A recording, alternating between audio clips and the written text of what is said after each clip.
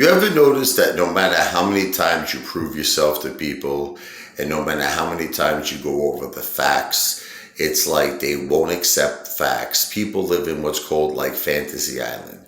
You know, the plane. There's like a tattoo. It's like they just can't accept facts. They live in their own little imaginary world where their lies and their fiction and everything they make up in their head becomes reality. And even though you present them with the facts, no matter how many times you present them with the facts, they're going to disregard you and they're going to only believe their lies. It's like that song by Fleetwood Mac, you know. Tell me lies, tell me sweet little lies. Tell me lies, tell me lies.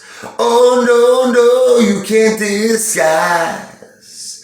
You can't disguise, no, you can't disguise. It's like, all right, so everybody keeps saying I'm living off my father's money. It's like I've already made about 10 to maybe 15 videos explaining all of this, how this is not the case. And I think this just has to be the last video because it's like no matter how many times I prove it, they keep on telling me I'm living off my father's money. My father did not leave me or my mother any money. They did not have a good marriage. May he rest in peace. All right? But my parents did not have a good marriage. My father did not leave my mother any money. If you spoke to any one of my family members, they will all, tell you that this is the truth. Okay? He didn't leave me any money. He left his grandchildren his money. That was his wishes. He set up a trust, and my children are set up when they turn 21. Okay. Now, as far as I'm concerned, I have been making money my entire life. When I was 21 years old, I had an office in the Empire State Building. Okay, the 40th floor, 4005, Amazing Ideas. I was a manager at the Hilton on Avenue of Americas, making commissions, low end $5,000 to high end over $10,000 a sale. I saved up. This is in 2005 when me and my wife Jennifer got married. 2005. I bought a $503,000 home. You could look it up. I believe the address was 336 Nighthawk Lane. It was just a while back. Jackson, New Jersey. You'll see the house was in my name. I purchased it for $503,000. I made like a $50,000 profit on the house. Okay, I've been making money my whole life. I can't keep proving myself. I just can't do it. I was a manager of City Search. Okay, I was making six figures, a year.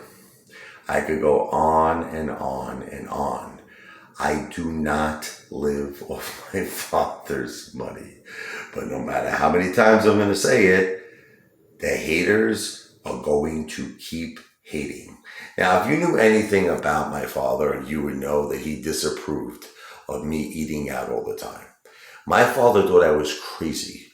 My father was a very conservative man. Like, he was the type of a guy, he'd go buy himself a box of pasta, maybe make a little meatballs, and that's it. My father knew I would go out for $300 or $400 dinners. He thought I was crazy. He didn't even understand, because he wasn't giving me the money. He didn't understand how I was able to afford it. He's like, Richie, what do you do? How do you do it? No one can figure me out. Let's just put it this way. My wife's parents couldn't figure me out. My wife's parents thought I was in the mafia. My mother's parents think I'm in my mother's parents, excuse me.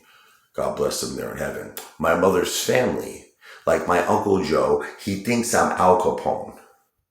My Uncle Joe, this is my mother's brother. Okay, many, many times he's come to me and he's like, look, I don't know what family you're with.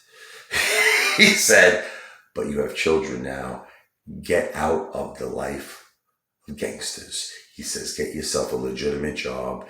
Stop being a wise guy. No, he's really legitimately convinced that I am a wise guy, that I'm a gangster. So no one can figure me